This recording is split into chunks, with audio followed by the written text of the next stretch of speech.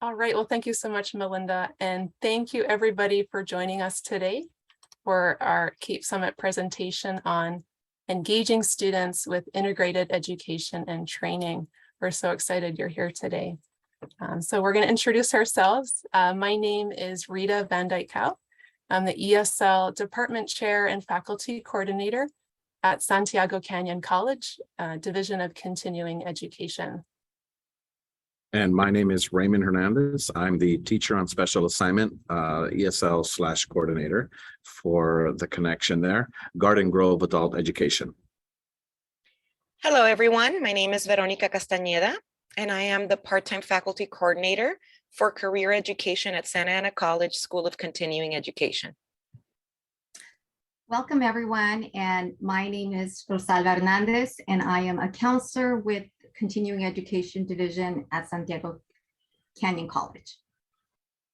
All right, great. So if you haven't already, please do enter your name, title, your agency in the chat so we know who our participants are today and we can get to know you that way. So let's get started. Our abstract you've already read, so I'm going to zip through that one. So we are all part of the Rancho Santiago Adult Education Consortium, or RSAC. So building skills, advancing careers, that's our tagline at our consortium. And as you've heard already, a number of agencies are part of this consortium, including Garden Grove Adult Education and the Rancho Santiago Community College District, of which there are two colleges, Santa Ana College and Santiago Canyon College.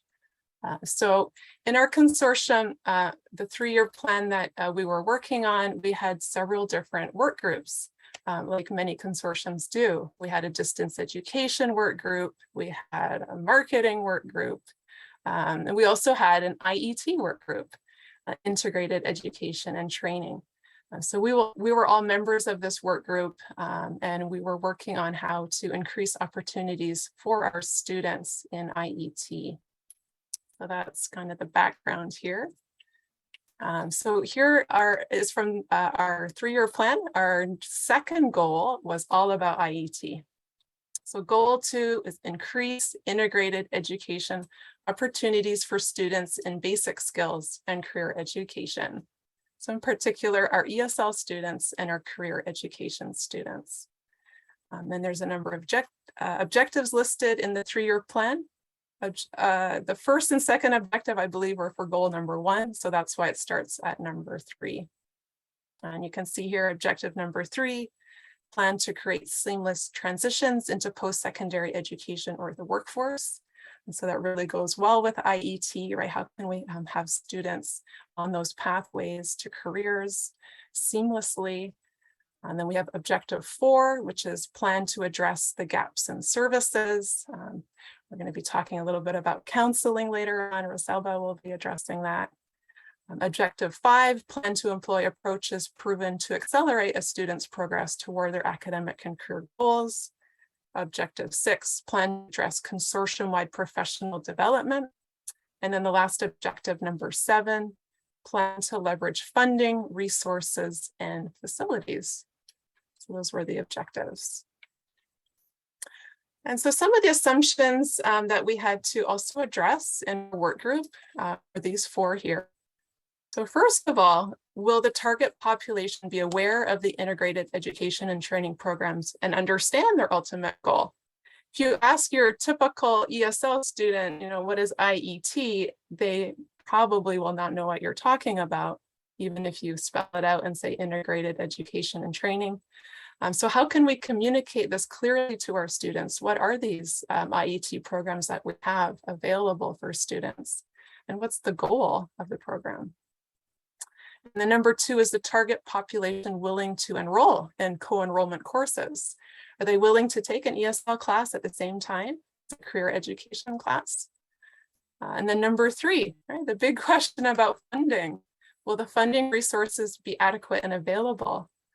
We know in adult education that we are chronically underfunded. We always need more funding. So when you're implementing an IET program, we talk about things like co-teaching or alternate teaching, and this can be a bit of a barrier. How can we pay two teachers at once teaching the same class, right? What if there aren't enough students enrolled? So this is definitely something that had to be addressed. And then number 4, will the long-term outcome also be the goal of the target population? It's their goal, also our goal. As we're working in this work group, we have to ask ourselves this. So eventually, as we talked about the goals and the assumptions of our objectives, it became pretty apparent that we needed to assess our students' needs. And so our work group really honed in on creating a survey, a career pathway survey for our student populations. So that's what I'll be talking about a little bit more detail, and then also my fellow presenters kind of on the implementation of that, and also how we created our IET programs. So I'm going to go to our survey.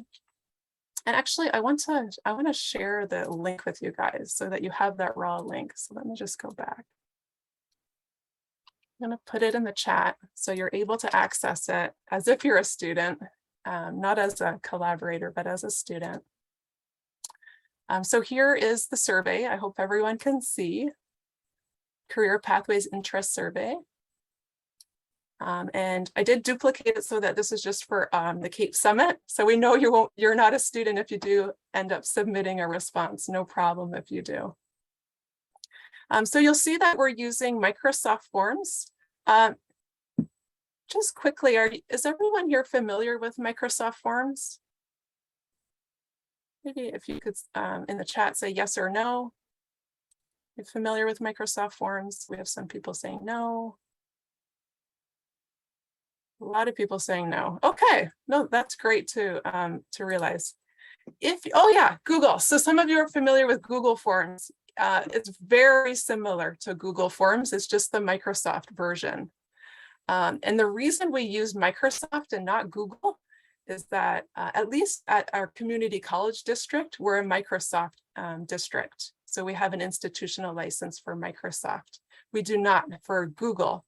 So if we use Google, the concern would be privacy violations as you're collecting student information. Google now owns that. We wanted to avoid that. So that's why it's Microsoft Forms. Again, it's very similar to Google Forms. So we had in the past, several years ago, given a survey to students that was paper-based in a hard copy form.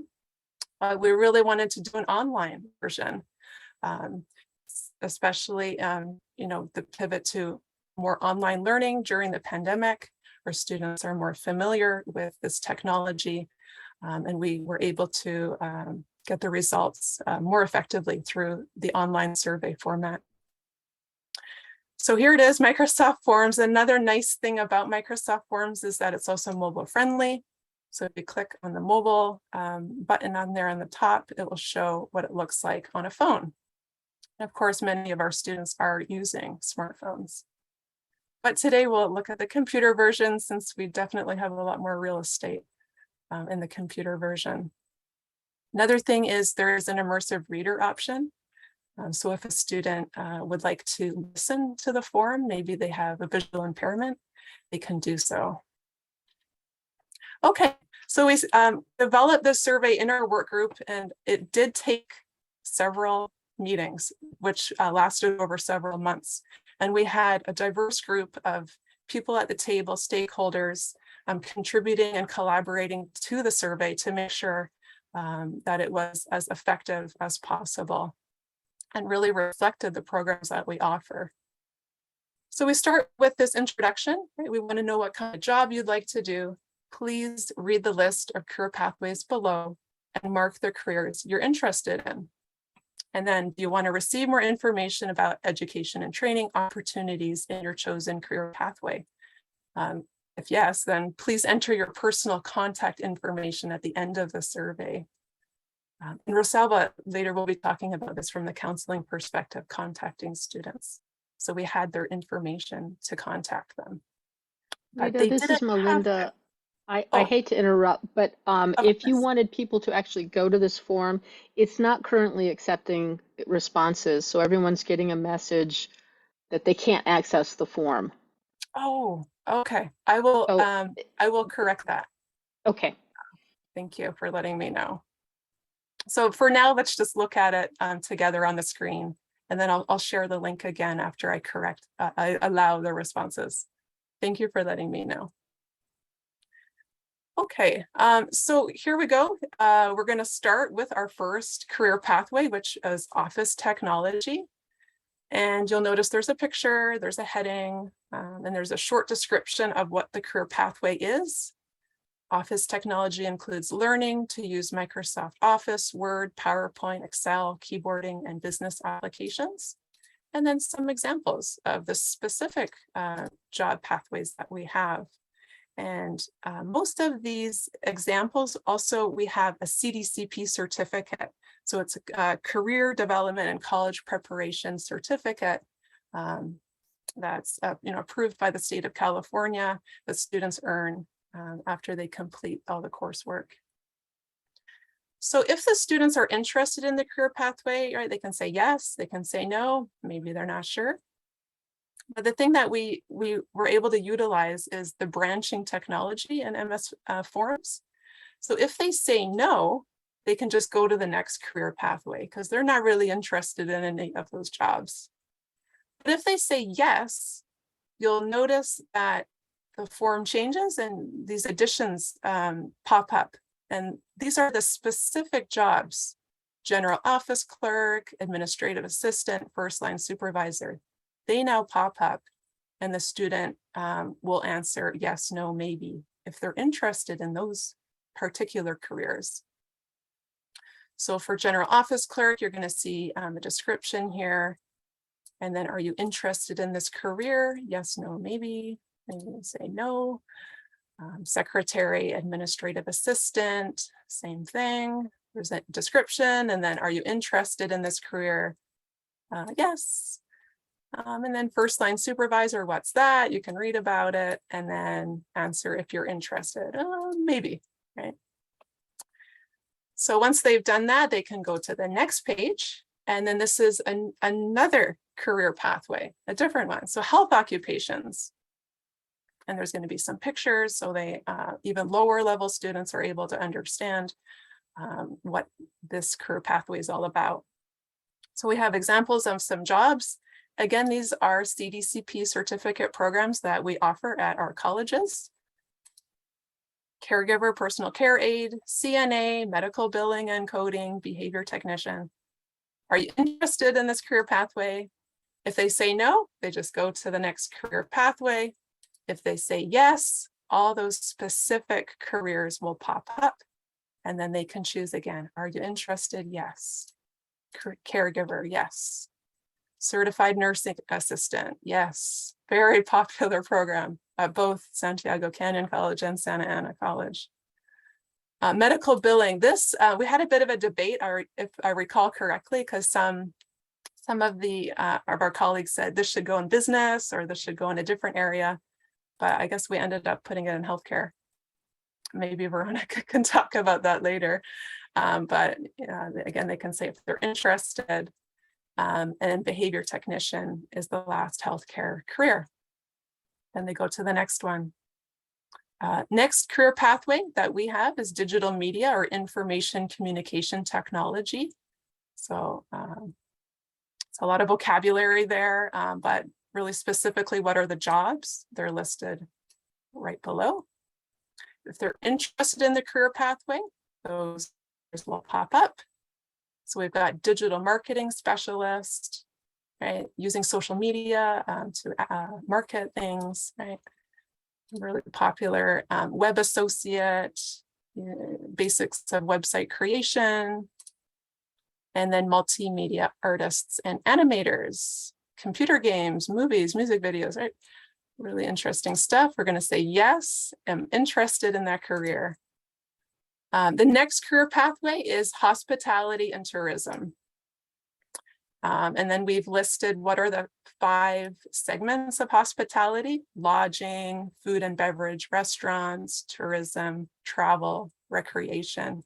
And we did have a little bit of difference here at Santiago Canyon College. We mostly had I think customer service rep is our main career pathway. But at Santa Ana College, they had food and beverage. So we were able to distinguish and duplicate the survey and then also customize it according to our own campuses. So when I say yes, the customer service representative career pops up. There's a picture and a description. And then that question again, are you interested in this career? Okay, next one is advanced manufacturing. We have a 3D printing program. So they can learn how to use a 3D printer. Are you interested in this career? Yes. And the last pathway that we have was the business career pathway. And the examples of jobs are home-based business owner and financial advisor.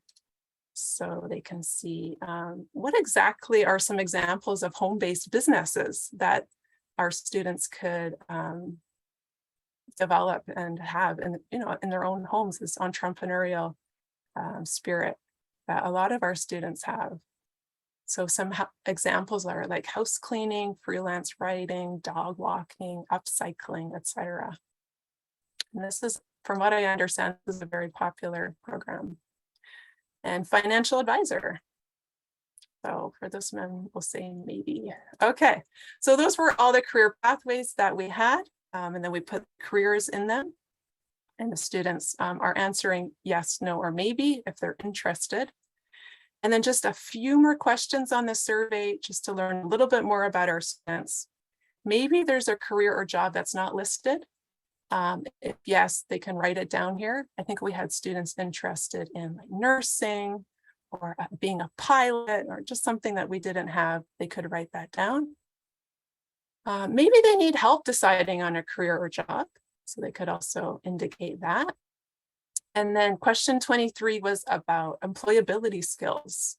Are you interested in learning employability skills, such as writing a resume, job interview skills, job search techniques, or just general workplace skills.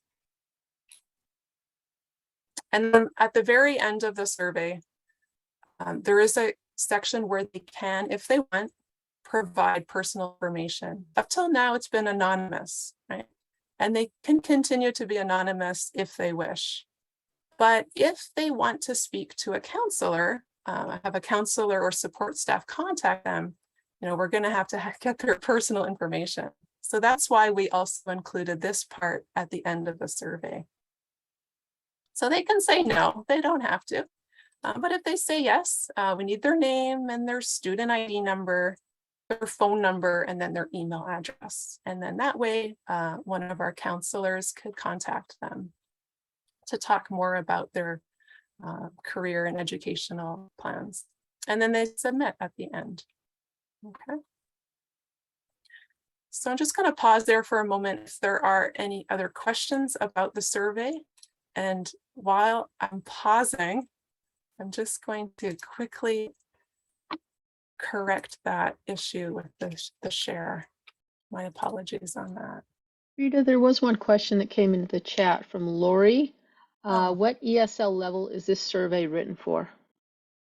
It is actually written for all levels, but we did decide to include pictures to help with our lower levels, and then also a description for our higher levels. So it really is meant for all students, and we did send it to all of our ESL students.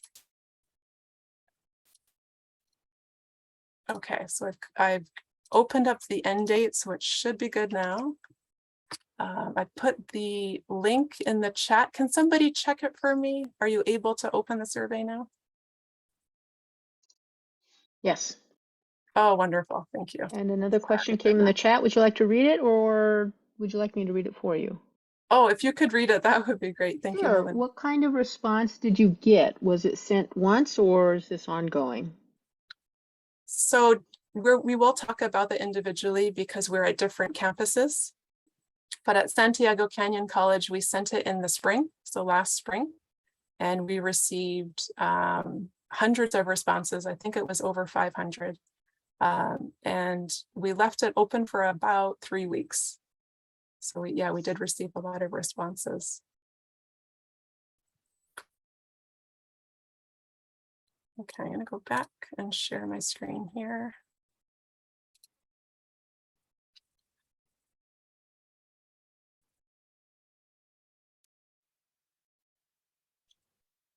Okay, so please feel free if you are thinking of creating a survey for your institution, for your agency, feel free to use what we have as a template, those ideas. That's why I wanted to share the survey link with you.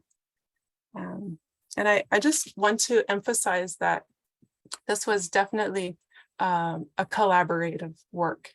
We had administrators on our work group. We had faculty from ESL, career education, they were essential. Our counselors, we had a workforce specialist from the Santa Ana Work Center. We had our WIOA coordinator there.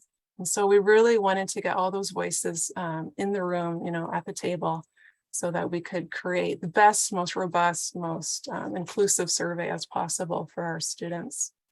Because when you send a survey out to students, you want it to be a good survey, right? You want, to get those results that are helpful, that you can work with. And also what I wanted to mention, that challenge of Microsoft Forms, because we had an institutional license, we couldn't collaborate across districts, if that makes sense. So we have a district Microsoft license for the Rancho Santiago Community College District, but Ray at Garden Grove is not part of our district, even though he's part of our consortium. So that was a little bit of a challenge because Ray is not able to edit the form, but we can still work together. If his students submit their version of the Microsoft form, I can send him an Excel sheet, because the great thing about Microsoft Forms is once you start getting results, you can download an Excel sheet. And I believe the same thing is true of Google, right? The Google Forms does the same thing. You can download an Excel sheet of all of the results once your students start submitting the form. So I can still send that to Ray, but because he's part of a different district, he couldn't edit the form himself. I would have to do it for him.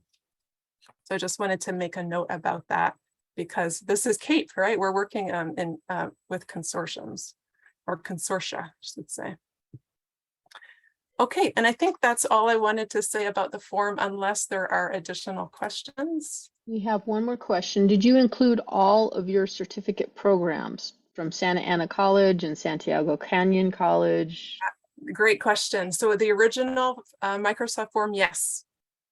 But then when we decided to send out the survey last spring, in consultation with our career ed faculty and counseling faculty, we decided just to narrow it to our programs at Santiago Canyon College, because we were only sending this to our students at Santiago Canyon College.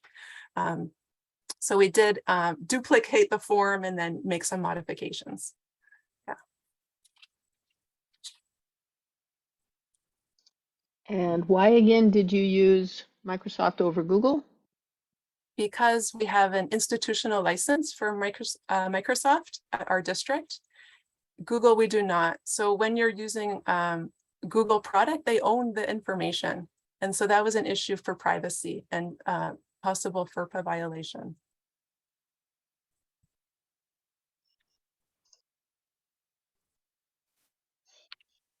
Okay, well, I think I'm going to turn it over now to Ray from Garden Grove, and he's going to continue talking about. Okay, great. Thank you, Rita. Thank you, Rita, for that. Just to test my mic, can everyone hear me clearly? Perfect, great. My name is Raymond Hernandez, and I am the teacher on special assignment, also known as coordinator for our programs that we have here. We worked very closely with Rancho Santiago in creating the survey, and we are very fortunate enough to be able to collaborate beyond the survey to provide classes on our campus. We leverage resources by providing the classrooms, and Santa Ana provides the instructors and the salaries. And so we got very creative in having some of those courses on our campus. prior to COVID, our IET courses were pretty good. We had great attendance. We offered the general office clerk pathway. And of course, you can see on our slide, that was a collaboration with Santa Ana College School of Continuing Education. And that was based on a previous survey, not the one that was created, but a previous survey from our own information from our students that this would be a great opportunity for them to be able to have on our campus. We also offered, it's not on our slide, but we also offered how to start a small business. And that was pretty successful as well. So we gave students that opportunity, classes were going well, and then we had COVID come by. And pretty much that stopped everything along the way. It was very challenging for us to continue. Students began to not come to classes. And therefore, when we came back post-COVID, we had a lot of challenges on keeping attendance and enrollment. And so with that, Santa Ana College had to cancel our courses on our campus. But we look forward to trying to implement these courses once again.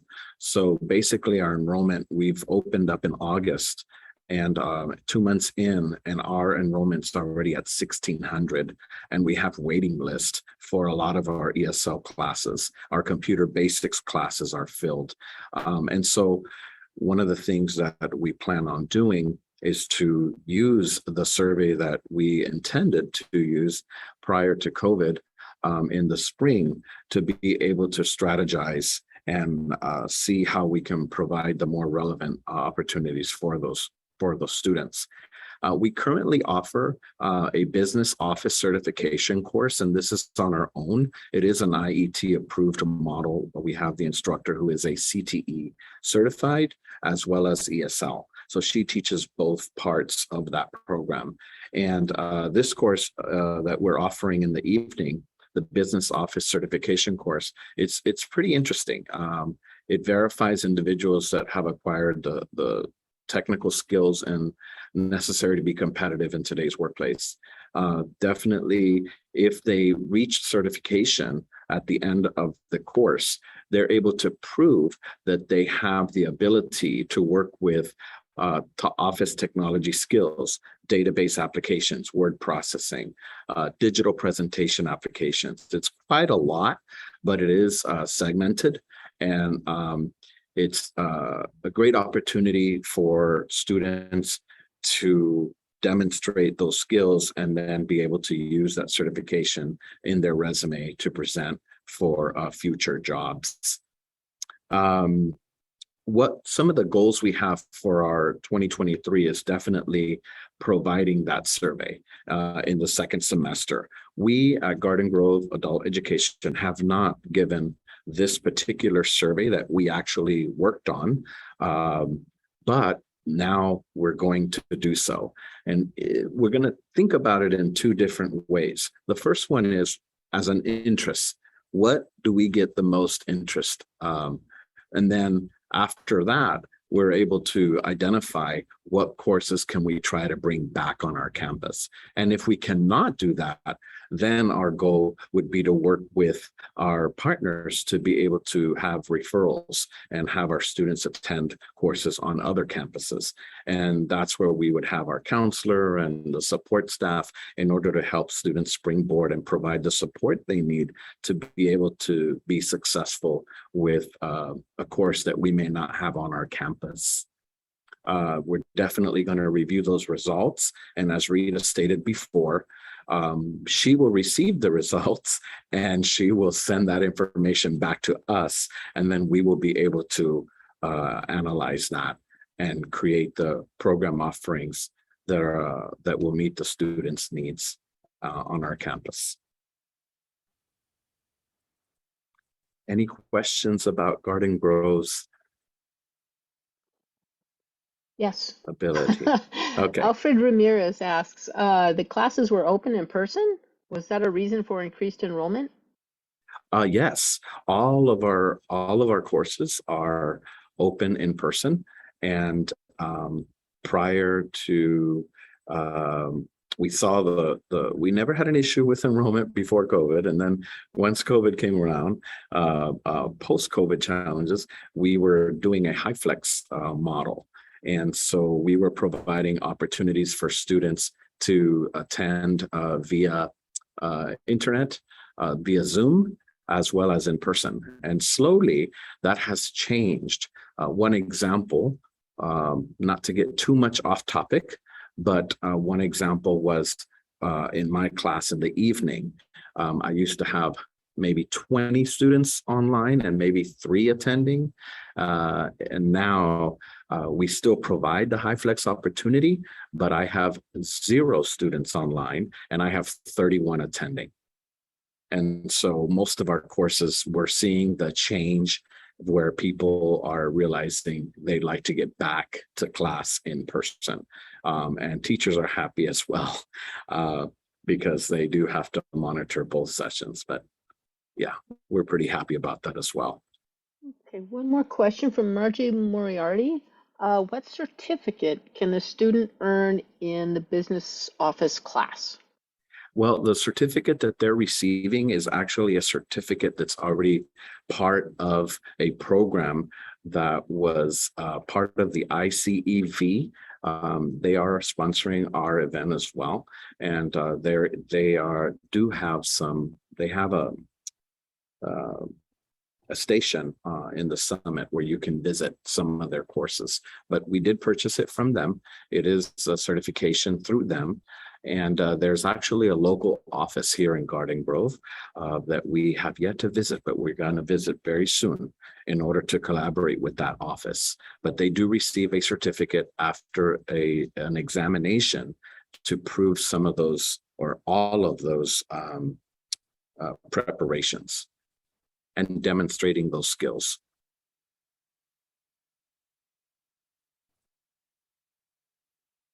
Thank you, Kathleen. Yes, it is an industry recognized certification in business technology.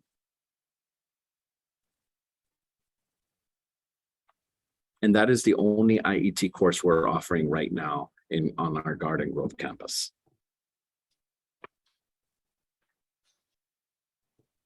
Any other questions? Okay, great.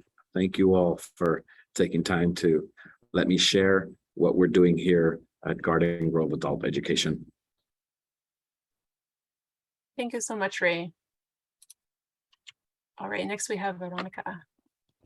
Hello, everyone. Again, welcome. My name is Veronica Castañeda, and I'm here to discuss what we are doing at Santa Ana College School of Continuing Ed. I'm the part-time faculty coordinator and adjunct faculty. So I do oversee the career education department along with my colleagues. So today we're going to start talking about the student interest forms. So what we do, of course, like every college, we market, outreach goes out and does their wonderful job with marketing and the radio and all that. But I am personally in charge of all the student inquiries when they access our website and they search through the different courses and the different programs that we are offering. Every single student inquiry comes directly to me, and the students have the opportunity to now email back and forth with the real person, right? Not just a general message. And what I will do is I will respond to their inquiry with the summary of the course of the certificate. I will explain to them what courses they need to fulfill or what the prerequisites are for that specific CDCP certificate that they're interested in. And I will attach any resources that come along with that. And we have, an exchange opportunity for an exchange, right? So then that way the students have a direct contact. After that, majority of the time, if it's a course that's required for me to connect them with the counselor, then I will do that. I will connect the student with the counselor.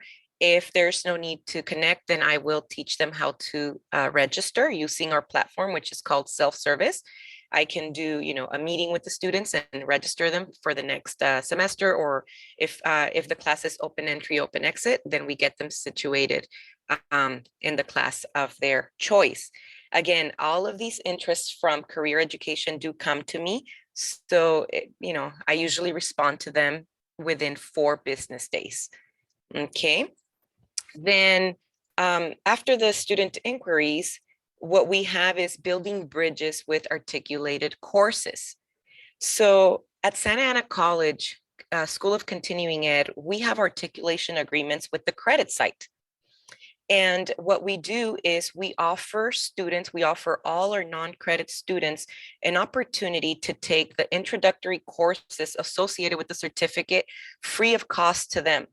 So when a credit student is paying, I don't know how much the unit is right now, but $40, let's just say, to take this introductory course to biotech, pharmacy, automotive, or any of the courses that they're interested in, we at non-credit offer that same course with the same instructor and with credit students free of cost to our students. There's different reasons for doing this, of course. If you're familiar with the articulation agreements, we want to provide our students an opportunity to be exposed to the college life, right, without having to pay. Some of our students don't know about financial aid. Some students don't know that, whether they have working rights or not, that they can still attend college.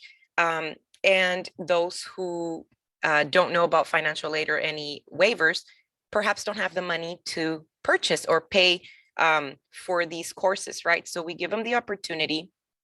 And the best part about these articulated courses is that students, if they excel, they have the opportunity to transfer the non-credit grade, which would be an SP, to a letter grade.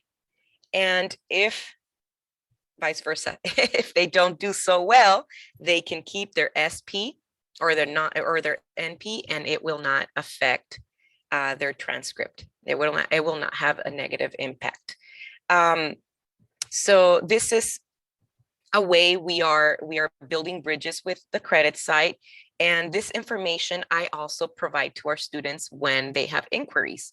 Okay, I give them direct links. I connect them with the professors at credit site or a counselor if need be to register for this class or for the class that they're interested in.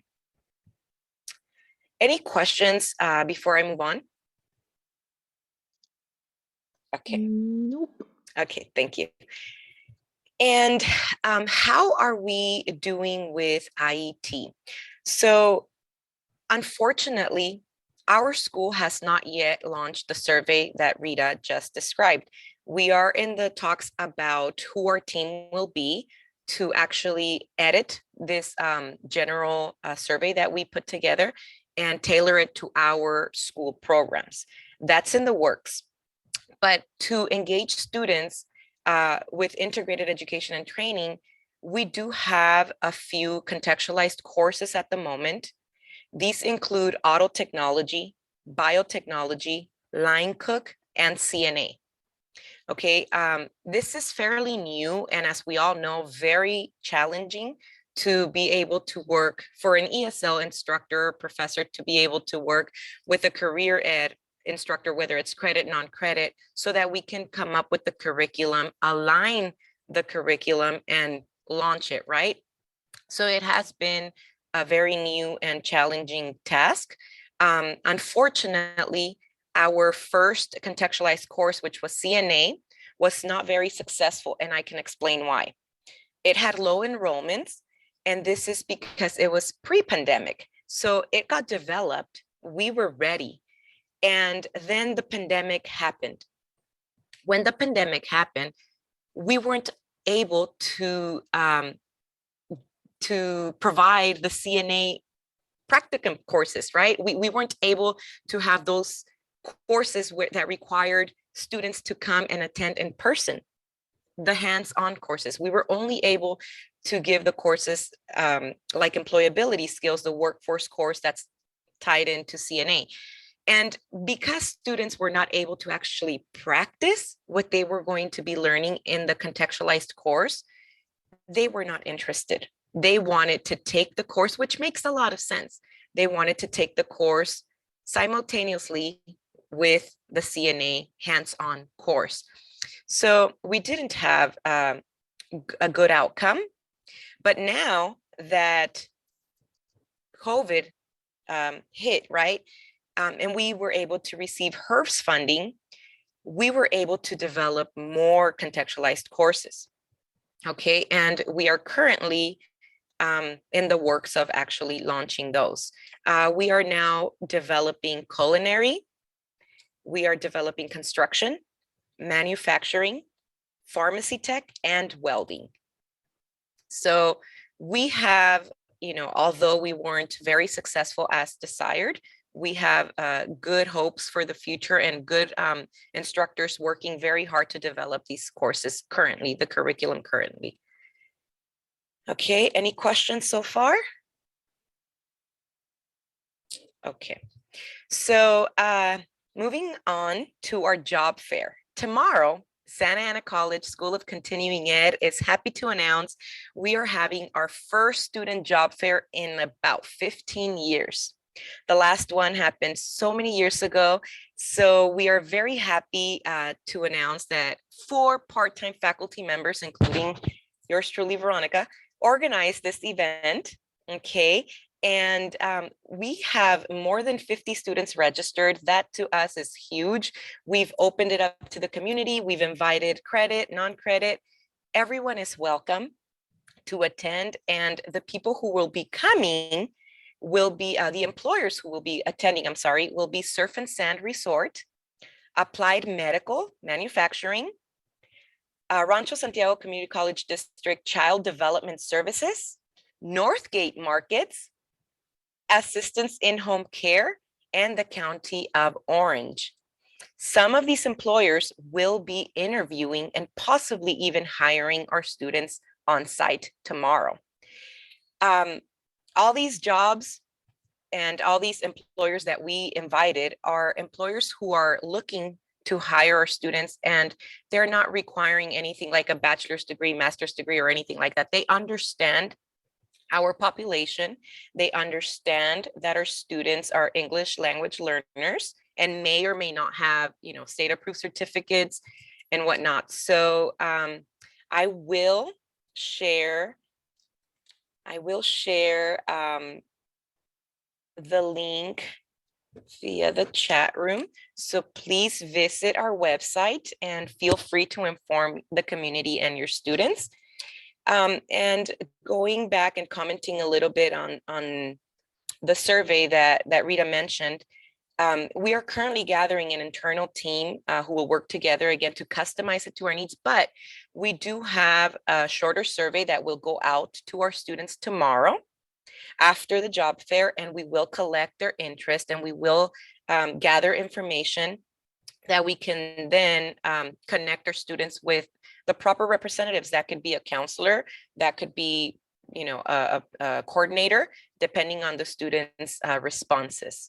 So this is what we are doing at Continuing Ed to re-engage our students, general courses and integrated education and training. Thank you for your time. Do we have any questions?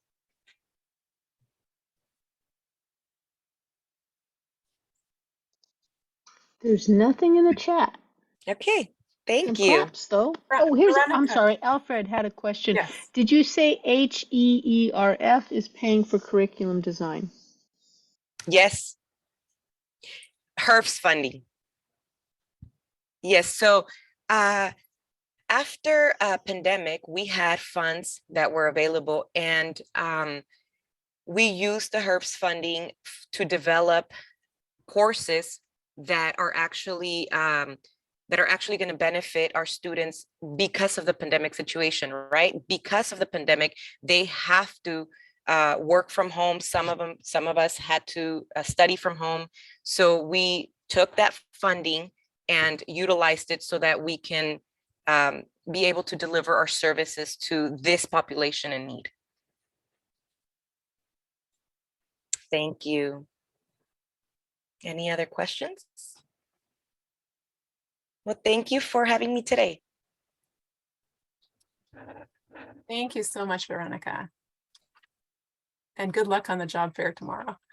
Thank you. Looking forward, and I'm very excited. It's been a while. All right, next we have Rosalba. Thank you, Rita. So my name is Rosalba Hernandez, and I'm one of the counselors in Continuing Education Division. And our counseling role in the Career Interest Survey was to follow up with those students requesting further information on career pathways. When we looked at the survey, 63 students requested a follow-up call from a counselor. And so our counseling team began outreach efforts to contact all 63 students last spring semester. Our outreach efforts included a telephone call explaining to students that we were ready to support them with any career-related counseling. An email was also sent to students with links to our career education certificates, along with our counseling contact information. And although we contacted all 63 students, we weren't able to complete educational planning with all 63 students. In some cases, we had to leave voicemail messages. Some students requested another follow-up call because they couldn't speak to us at that moment. And others could no longer attend school at this time due to securing employment and other life circumstances, just to name a few. And in the other cases, we were able to complete educational planning with ESL students, and most educational planning was conducted by phone or Zoom due to the pandemic. Students were still not comfortable coming in person during the spring semester. And during our career education counseling sessions, we were able to one, educate students on career education pathways and other educational opportunities. What we found that with many of our ESL students, they needed more guidance and information with ESL actually course planning that could help them transition to their career pathway faster. So a lot of planning was around, what ESL classes are you taking? And then we moved into addressing career options. They also learned about new programs such as our high school program, our HiSCT in Spanish, which is a high school equivalent certificate. So a lot of it was taking the time with our ESL students and doing a lot of education on what we have to offer. Once we address the different opportunities with our students, we help them identify a meaningful pathway to them, and then ultimately create an educational plan that could serve as a roadmap to their educational goals. And one of the platforms that we also use, just like at Santa Ana College, is self-service. So that was one way that we were building our education plan with students.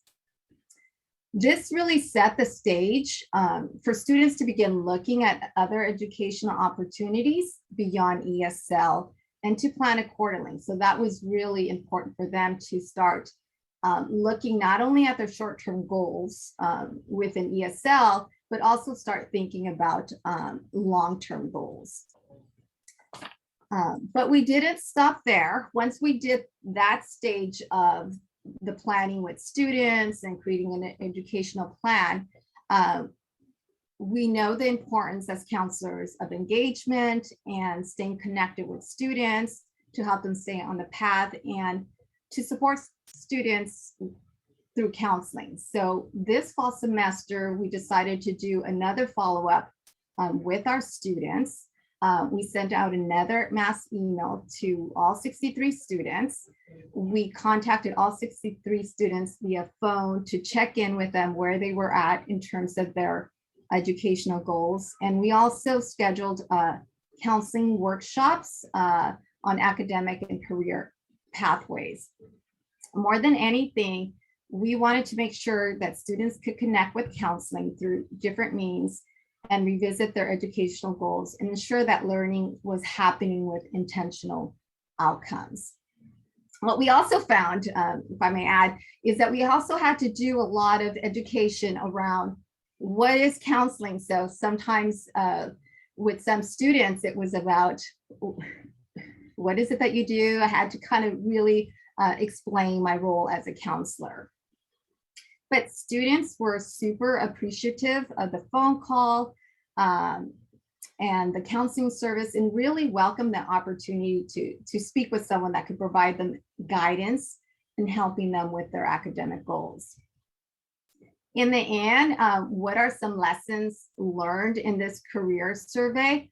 I think one overall lesson that I felt was really important and an important reminder was that how important it is to be part of the student's educational experience throughout their schooling here.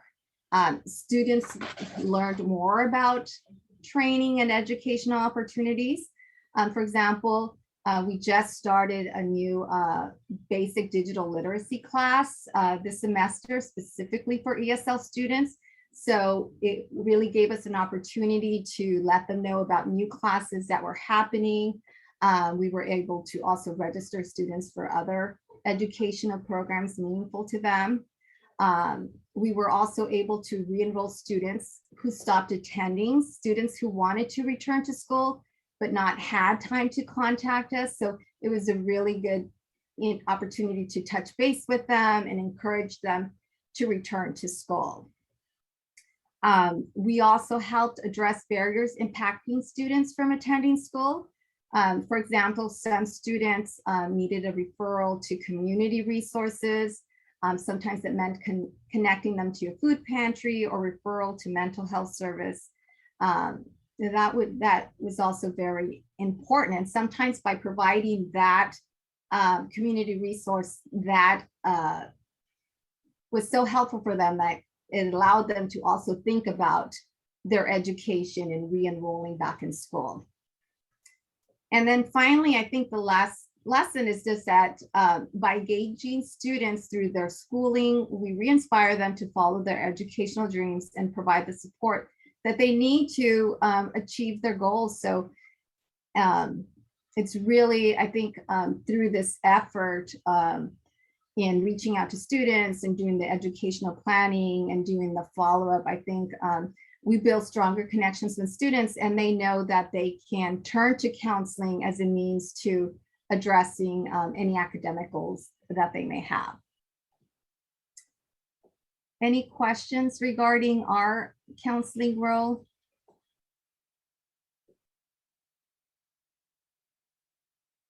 Okay, well, thank you for having me. Thank you so much, Rosalba. And if any of the participants want to unmute themselves and ask a question, you're also very welcome to do so if you don't want to write a question in the chat.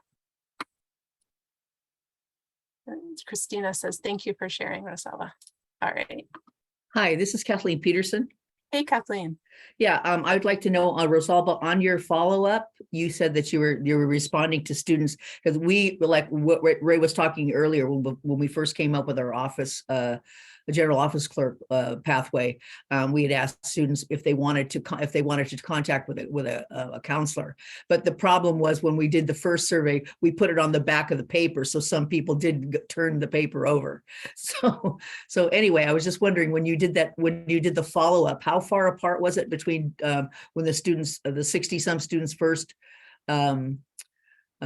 requested a counselor to be talking to the counselor, and then when you did the follow-up, how far apart was that? That's a really good question. I think we started doing follow-up, I think like a month later. So a lot of when we were contacting students, we had to remind them like about the career survey. They had forgotten about that they had completed that. So yeah, so maybe it would have been more effective to do it sooner rather than later.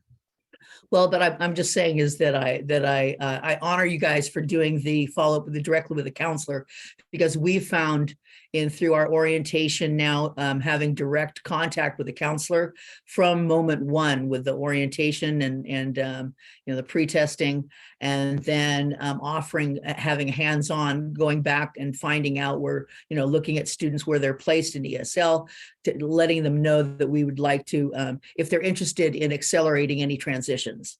So I think that hands-on, that personal touch with the counselor is, even if it's just to give information and that they're not ready to, actually co-enroll or something, I think that that's very valuable, and good job.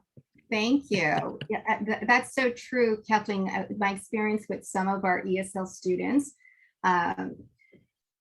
they were very centered around, let me just get through ESL. And so it's hard to convince them to sometimes enroll in a computer class. So because they get very comfortable where they're at. So yeah, and that's what we're working on too. We're working on the co-enrollment. We're working on identifying students who they came in the door saying they want a high school diploma, but they're not ready to get in there yet. So we're trying to say, okay, it's only for your reading scores, so you can be co-enrolled, you can find out. And yeah, it's the whole, we finding students that have been in like beginning low ESL and their scores are, outrageous. And so you're saying, excuse me, do you know about any other programs that we have here? Are you interested in going to a career or college? So that outreach is really, really important. yeah, and I think different touch points. I think what we try to do was a variety of ways to reaching out to our students. We're doing workshops with students, introducing counseling service, letting them know about the different career pathways. We do that in the ESL classrooms. We're also doing it via Zoom to target those students that are only doing online work. And then also sending out mass emails and then phone calling. So we're trying to reach them through different means. I think Great. that's a huge difference. Thank you, Kathleen, for that great question and comment. Rosalba, if I may, is there any perhaps recommendation you could give to ESL instructors to talk about IET opportunities to their ESL students during class? Because you mentioned, ESL students are often focused on just getting their ESL work done and going through the levels and then doing workforce training or career pathways, thinking about that later. Is there any recommendation you could give to ESL instructors to also kind of spark that idea that, hey, you can do it at the same time, right? Right. I really think, for some reason, we ended up getting a lot of students that were in the ESL literacy level. So what I'm thinking is that a lot of the literacy level teacher ended up bringing students to the computer room to complete the survey. So just the fact that the instructor brought them over to the computer lab, I think that also allayed fears just with computers. So I think doing lesson planning that involves stepping out of the classroom and also inviting counselors into the classroom. I think that's really important so that we can let them know about the different educational opportunities and for us to do educational planning. I think that's really important. I think a lot of times is for the students is being able to see that we're nice and that we're ready to help them with any educational planning. Rosalba, it's funny that you say something about the beginning literacy levels, because when we did our initial survey, like 2017, I think we did every class, and the beginning literacy teachers were, some of them were saying, wow, I didn't know that they were interested in college and career. And then when you say, wait a minute, everybody is, and you don't know the level, you don't know their professional level, you don't know their employment history because their English is low. So anyway, that was an eye-opening thing that we can say that at all levels start introducing. And so when we have outreach for different colleges on our campus, then we have different sessions for the higher levels and the lower levels. And so then we talk about it, and also reaching out to the lower levels, it includes their whole families, not just them.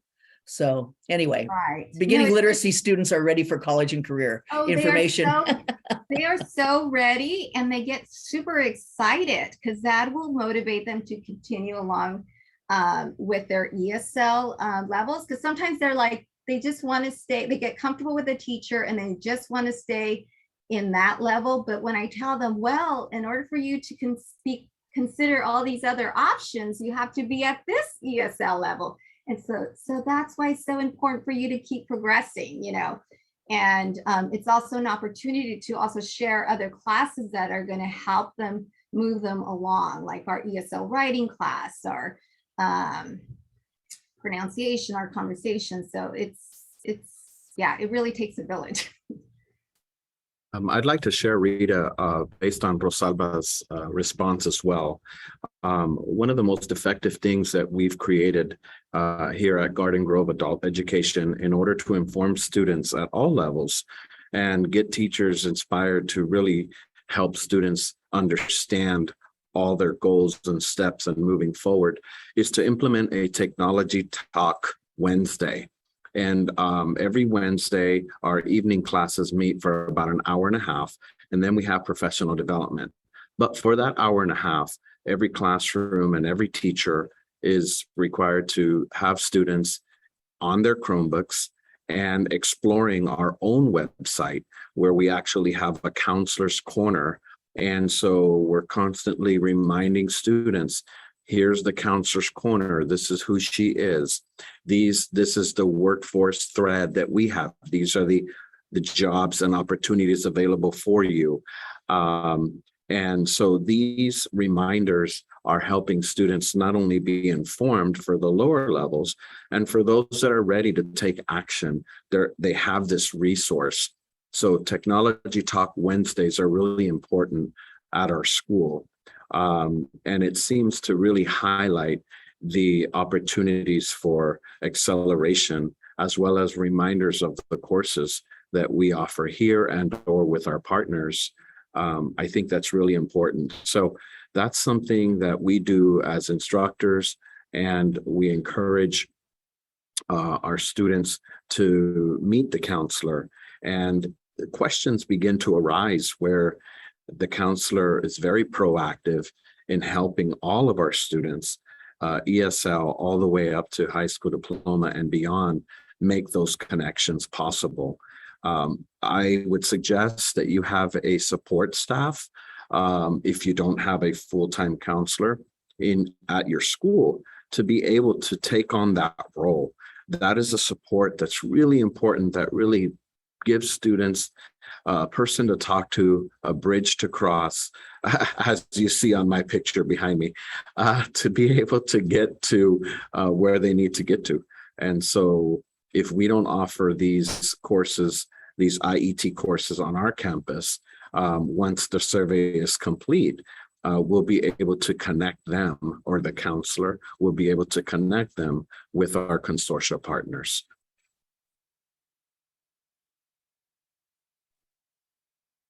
Great. Thank you so much for sharing that, Ray. And as you're speaking, I was thinking about, the importance of having counselors and the support staff. And I'm so thankful Rosalba was able to share today, because so often we're in our silos. As ESL instructors, we know ESL, right? And we teach ESL. As career education instructors, we know our area and career ed. But making the connections and helping our students move on to those different pathways, that's really where we can bring in our counselors and collaborate with them. So we really appreciate this perspective as well. Okay, the last part of our presentation, we still have a little bit of time. So I wanted to talk about one of our IET programs, or actually I should say our only current IET program right now at Santiago Canyon College, and that's our healthcare pathway.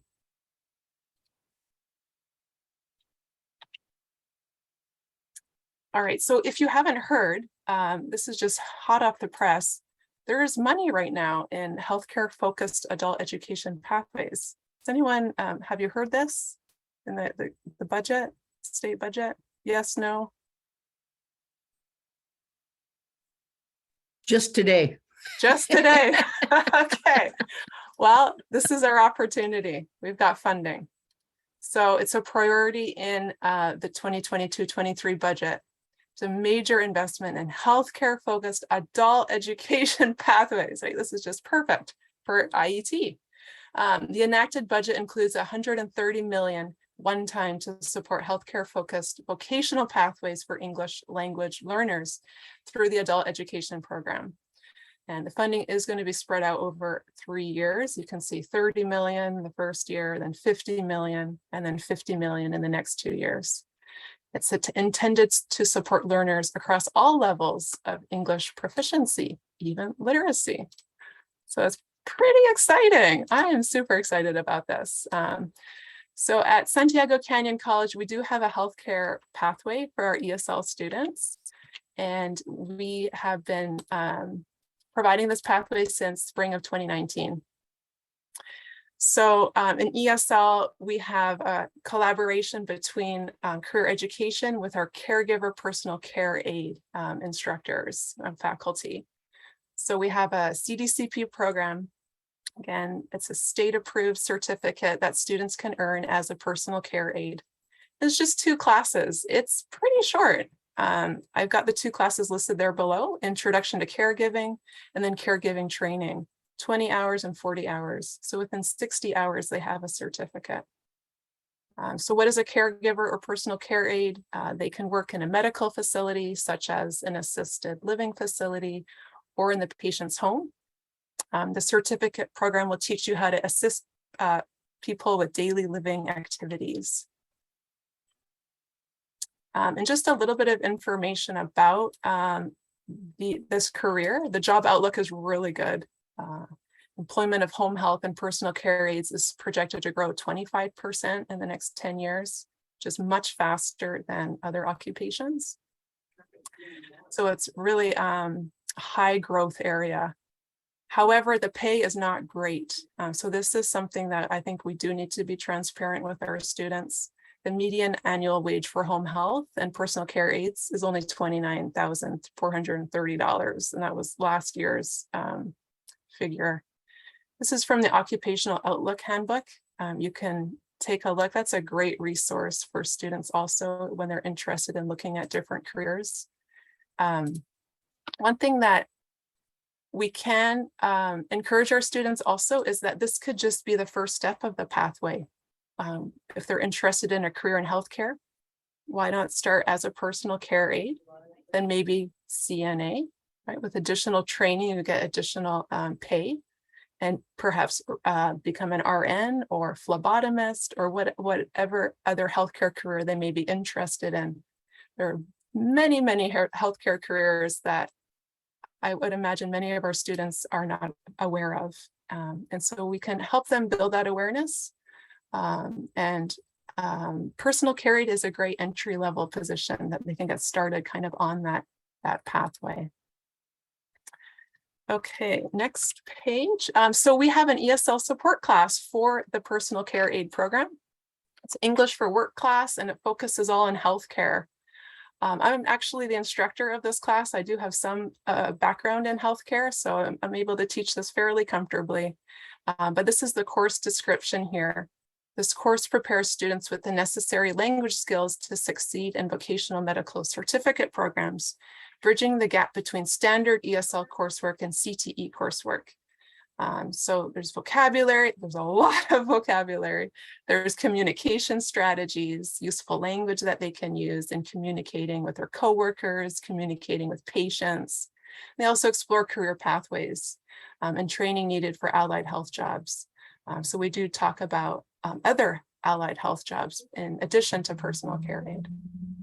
And it is for intermediate students. Because if they're a beginner student in this course, they're going to feel pretty lost. It is a higher level. So I began teaching this class in spring of 2019. and I taught it on campus. And then through the pandemic, I started teaching it on Zoom, so synchronously. And then currently this semester is the first semester I'm teaching it as a hybrid online class where it's both synchronous on Zoom 1 day a week, and then the rest of the week is asynchronous, and we use Canvas. So there's a lot of Canvas work, assignments for them to do every week.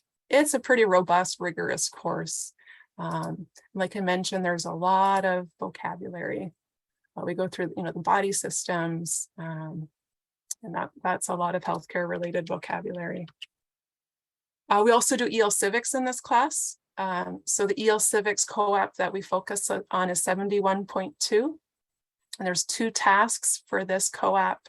Task 1 is respond to a consumer's complaint.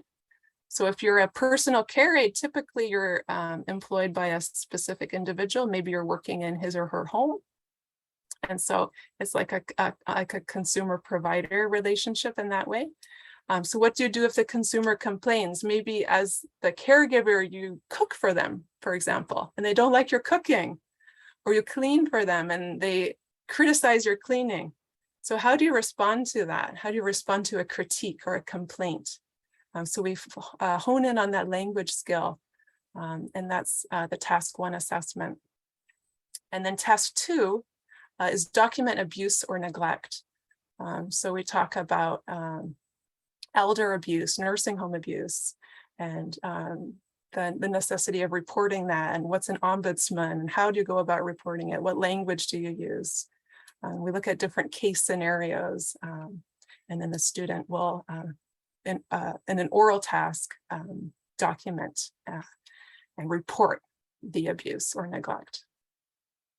So that's the EL Civics portion. And I think that's all I had to say about the healthcare pathway, unless there are other questions. I thought I saw a question. You had a couple of questions. You Okay. got people really excited about money. Oh, okay. So before I put in a couple of links that may or may not have helped Oh, people thank you. when the frenzy happened. But the first question is from Margie Moriarty. What is the name of the state-approved certificate? It's caregiver personal care aid. Okay. So it's Alfred through our college. Ramirez. Okay. Alfred Ramirez, what minimum quals do you have for the caregiver? Did you say ESL? Okay, so since it's an IET collaboration, I do not teach the caregiver class. I teach the ESL support class. Sorry for not being clear about that. So the career education instructor teaches the caregiving classes, introduction to caregiving, and then the caregiving skills. And then students are co-enrolled in my class, my ESL support class for healthcare. So they're learning the language skills, the vocabulary regarding healthcare, the communication strategies for dealing with a customer who's complaining to them, or a patient, documenting abuse. How do you do that? So we're focusing on the language, the ESL portion. So I'm an ESL instructor, so I just do the ESL. But I did mention that I do have some healthcare background. That just helps me in talking about ESL for healthcare.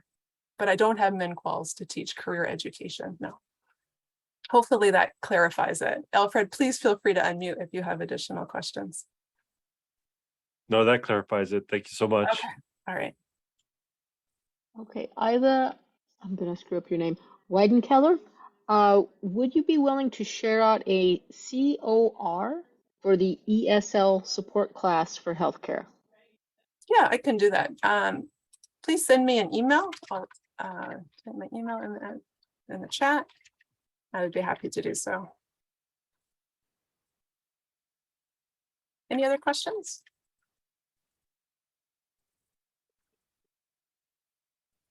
Don't see any in the chat.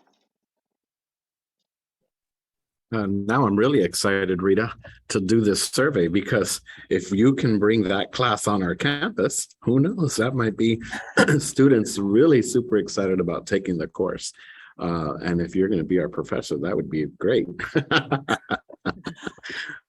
We'll talk more. Okay. Yeah, and certainly, right, the elephant in the room always now is the pandemic, right? And how that has, impacted our programs, impacted things like enrollment. So I was able to take this program and go from on campus to Zoom to now doing Canvas and Zoom.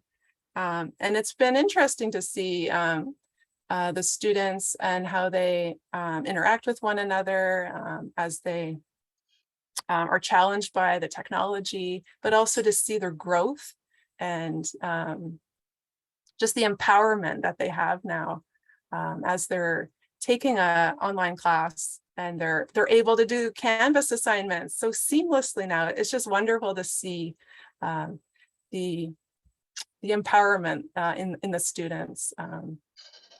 And they know that, and I think they can sense that themselves, that they're able to do what they thought maybe they couldn't do before. So that's pretty cool. All right, any other Digital comments or skills. questions? I think we're good. Good. Nothing's come in. Stop the share. So I thank you, presenters, for being here. Wonderful presentation. You got a lot of people excited about some things. Yay! That's always good. I am going to hit enter. There we go. There are 2 links there, folks. The first one is the conference schedule, because today is this is the last session for today. Don't leave yet. Don't anybody leave. Because we need you to click that second link. We need you to fill out this session's evaluation. It helps TAP to evaluate the sessions, but it also helps the presenters. So please do it for them. Fill it out. I'm going to open this up to the presenters. Are any of you presenting again? Now is your chance to give yourself a plug. No, bueno. Okay. All right.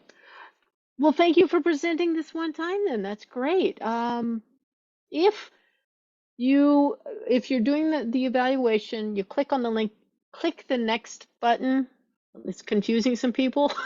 Just, it'll open up, it'll look really short. Just hit next and you'll be able to fill out the evaluation after that. All right. I am going to hit stop on the recording.